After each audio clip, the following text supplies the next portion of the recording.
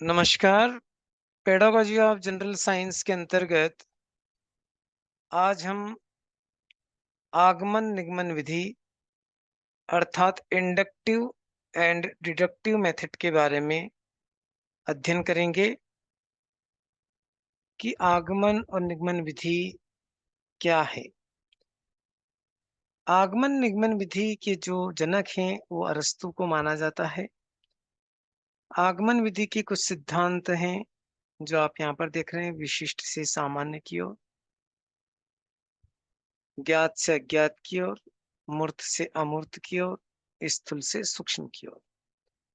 जबकि निगमन विधि में हम सामान्य से विशिष्ट की ओर, अज्ञात से ज्ञात की ओर, अमूर्त से मूर्त की ओर और सूक्ष्म से स्थूल की ओर जाते हैं। तो इन सिद्धांतों को हमको ध्यान रखना है कि आगमन विधि किन सिद्धांत पर आधारित और निगमन विधि किस सिद्धांत पर आधारित है। अब आगमन विधि उस विधि को कहते हैं जिसमें विशेष तथ्यों तथा घटनाओं के निरीक्षण तथा विश्लेषण एवं तर्क द्वारा सामान्य नियमों अथवा सिद्धांतों का प्रतिपादन किया जाता है। तो यहाँ पर जैसा कि हम कह रहे हैं कि यहाँ पर हम क्या करेंगे कि हमारे पास जो आंकड़े होंगे, जो संबंध होंगे, उनसे हम नियमों को निकाल लेंगे। तो इसीलिए यहाँ पर कहा गया है कि विशिष्ट से हम सामान्य की ओर। तो जब नियम आएगा तो हम उसको एक सामान्य अ, जो है मानेंगे, और वो जो नियम आया है वो बहुत सारे आंकड़ों से आया है, बहुत सारे तथ्यों के साथ आया है, इसलिए उसका नाम हो गया विशिष्ट से सामान्य की। इसी प्रकार से ज्ञात से अज्ञात की ओर, यानी कुछ पद हमको जो ज्ञात होते हैं वहां से हम अज्ञात की ओर चलते हैं। फिर तीसरा इसमें सिद्धांत है मूर्त से अमूर्त की ओर जाना, है ना, यानी कॉन्क्रीट टू एब्स्ट्रैक्ट। तो मूर्त यानी कि जो भौतिक रूप में दिखाई देती है, उससे हम अमूर्त की ओर जाएंगे, जिसको हम केवल इमेज कर सकते हैं, देख नहीं सकते हैं। और स्थूल से सूक्ष्म की ओर, यानी हम बड़े से छोटे की ओर इसमें जाते हैं। इस प्रकार आगमन विधि में विशिष्ट उदाहरणों तथा अ, द्वारा हम बालकों को सामान्य नियमों को निकलवाने के लिए प्रेरित करते हैं। तो यहाँ पर उदाहरण जो होते हैं वो विशिष्ट होते हैं, और जो नियम होता है वो सामान्य होता है। इसलिए कहा गया है कि इस विधि में विशिष्ट से सामान्य की ओर चलते हैं। आगमन विधि ही एक ऐसी विधि है जिसके द्वारा सामान्य नियमों अथवा सिद्धांतों की खोज की जा सकती है।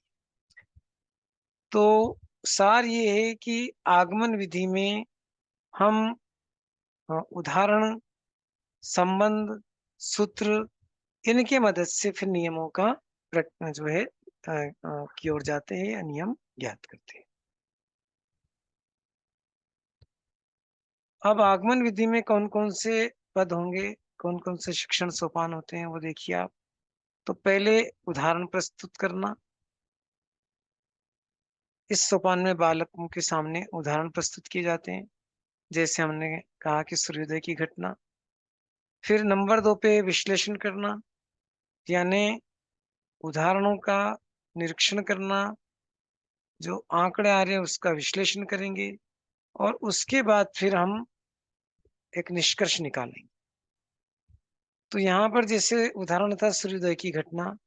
अब यहाँ हम आगे बढ़ रहे हैं कि 1 सप्ताह तक जब बालक सूर्योदय किस दिशा में होता है ये ऑब्जर्वेशन करना है उनको। फिर सामान्यीकरण, तो इस सिद्धांत पर हम एक सामान्य नियम बनाएंगे कि सूर्य प्रतिदिन पूर्व दिशा में उदित होता है। किसके आधार पर बनाया हमने? निरीक्षण अवलोकन के आधार पर। फिर इसका टेस्टिंग भी होता है, परीक्षण करते हैं, उचित परीक्षण। इस सोपान में बालकों द्वारा निकाले सामान्य नियमों की विभिन्न उदाहरणों द्वारा परीक्षा की जाती है कि वास्तव में हमने जो नियम दिया था कि सूर्य प्रतिदिन पूर्व दिशा में उदित होता है वो सत्य है या नहीं है। तो ये आगमन विधि के सोपान होते हैं। आइए अब हम एक उदाहरण देखते हैं जिसमें हम बता रहे हैं कि आगमन विधि से ओम का नियम कैसे निकालते हैं। तो यदि आप प्रयोग कर रहे हैं और आपके पास वोल्ट मीटर, अमीटर हैं, और आपने जो है विद्युत परिपथ को जो है अ, संयोजित कर रखा है। तो यहाँ पर देखिए, जब 1.5 वोल्ट जो है वोल्ट मीटर दर्शा रहा है विभवांतर, उस समय हम परिपथ में विद्युत धारा प्रवाहित कर रहे हैं 0.05 एम्पियर। फिर हमने विभवांतर बढ़ाया, 1.8 वोल्ट कर दिया, यानी तो यहाँ पर विद्युत धारा 0.06 एम्पियर हो जाती है। फिर 2.1 वोल्ट हम बढ़ाते हैं, तो विद्युत धारा का मान ये हो जाता है। और हम यहाँ पर प्रतिरोध निकाल रहे हैं, तो प्रतिरोध कैसे निकाला हमने कि V अपान I, प्रतिरोध का जो सूत्र होता है R बराबर होता है V अपान I। तो जब हम V में I का भाग देते हैं, तो यहाँ पर 1.5 में 0.05 का भाग देंगे तो 30 ओम आएगा। यहाँ 1.8 में 0.06 का भाग देंगे तो 30 ओम आएगा। यहाँ 2.1 में 0.07 का भाग देंगे तो 30 ओम आएगा।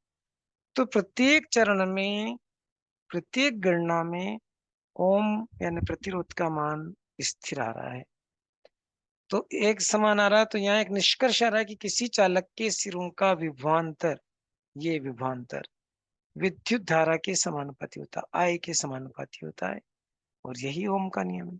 तो यहाँ पर हमने जो है एक नियम निकाल लिया। तो इसको ये कह सकते हैं कि हम विशिष्ट से सामान्य की ओर आए हैं। तो इस प्रकार नियम का प्रतिपादन करना जो है हम आगमन विधि से आसानी से कर सकते हैं।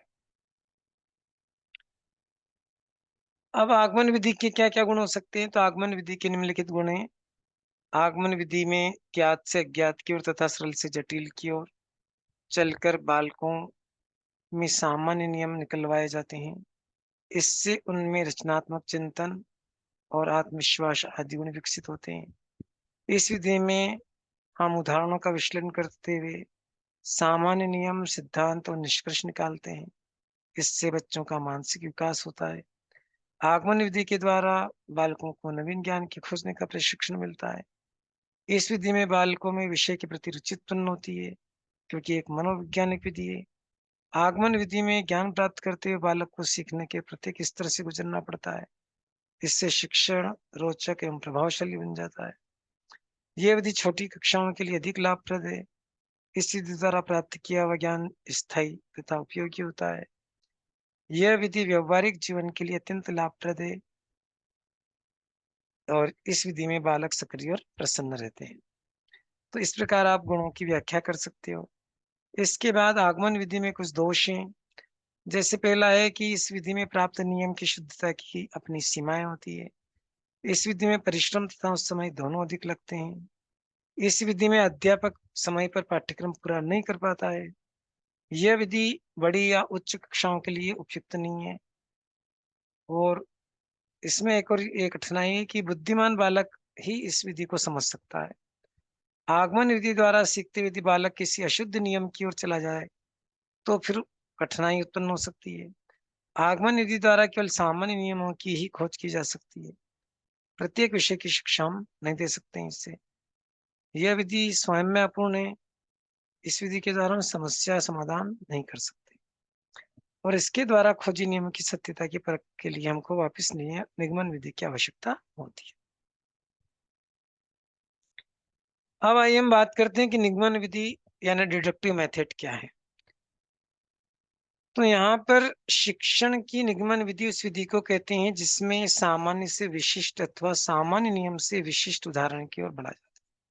यानी एक तरह से आगमन विधि से ठीक विपरीत विधि है ये। इस विधि का प्रयोग करते समय शिक्षक बालकों के सामने पहले किसी सामान्य नियम को प्रस्तुत करेगा, तत्पश्चात उस नियम की सत्यता को प्रमाणित करने के लिए विभिन्न उदाहरणों का प्रयोग करता है। निगमन विधि में जो हम सूत्र प्रयुक्त करते हैं वो इस प्रकार है। पहला है सामान्य से विशिष्ट की ओर, दूसरा ज्ञात से ज्ञात की ओर, अमूर्त से मूर्त की ओर, और सूक्ष्म से स्थूल की ओर। इन सिद्धांतों पर आगमन विधि निगमन विधि जो है चलती है। अब इसकी क्या स्टेप्स है, क्या सोपान है, ये देखिए आप। तो पहला है सामान्य नियमों का प्रस्तुतिकरण करना। यानी सबसे पहले तो शिक्षक क्या करेगा, विद्यार्थियों के सामने सामान्य नियम प्रस्तुत करेगा। ठीक है? या तो बोल करके या उनको लिखा करके। फिर संबंधों की स्थापना करना, तो यहाँ पर शिक्षक प्रस्तुत किए नियमों या सिद्धांतों का विश्लेषण करता है तथा विभिन्न पदों के संबंधों का तर्कयुक्त निरूपण करता है। यानी उस नियम या सिद्धांत में कौन-कौन से तथ्य आ रहे हैं, कौन-कौन से पद आ रहे हैं और उनमें क्या संबंध है आपस में, उनको यहाँ पर जो है स्थापित करता है। फिर आता है तीसरा परीक्षण करना। इस सोपान में सामान्य नियमों की परीक्षा करने के लिए विभिन्न उदाहरणों का प्रयोग किया जाता है। नियमों का विभिन्न परिस्थितियों में परीक्षण भी किया जाता है। तो इस प्रकार हम ये देखते हैं कि ये विधि अ यानी कि यहाँ पर हम नियम पहले प्रस्तुत करके और फिर उसका सिद्धांत प्रतिपादन करते हैं, सूत्र प्रतिपादन करते हैं। तो इस प्रकार विज्ञान, भौतिक विज्ञान, रसायन विज्ञान, अंकगणित, बीजगणित, ज्यामिति आदि विषयों के लिए ये अत्यंत उपयोगी सिद्ध होती है। एक उदाहरण यहाँ पर दे रहे हैं हम, निगमन विधि से बायल का नियम निकालना। तो बायल का नियम क्या है? स्थिर दाब पर किसी गैस की निश्चित मात्रा का आयतन उसके दाब के व्युत्क्रमानुपाती होता है। ये बायल का एक सामान्य नियम है, रसायन विज्ञान का एक उदाहरण है। तो यहाँ पर आयतन और दाब में एक संबंध हम यहाँ पर प्रतिपादन कर रहे हैं कि V व्युत्क्रमानुपाती है P के। V गैस का आयतन है, P गैस का दाब है। अब इस समानुपाती को, चिन्ह को हटा करके K लगा दिया तो V बराबर K 1/P, K यहाँ पर स्थिरांक है। इनको हम और आगे बढ़ेंगे तो PV बराबर K, यानी कि दाब और आयतन का गुणनफल सदैव स्थिर रहेगा। ये यहाँ पर हमने बायल का नियम निकाला है। तो इस प्रकार से बायल के नियम से हमने गणितीय सूत्र का प्रतिपादन किया है। तो यहाँ पर ये आप कर सकते हो। निगमन विधि के क्या गुण हैं?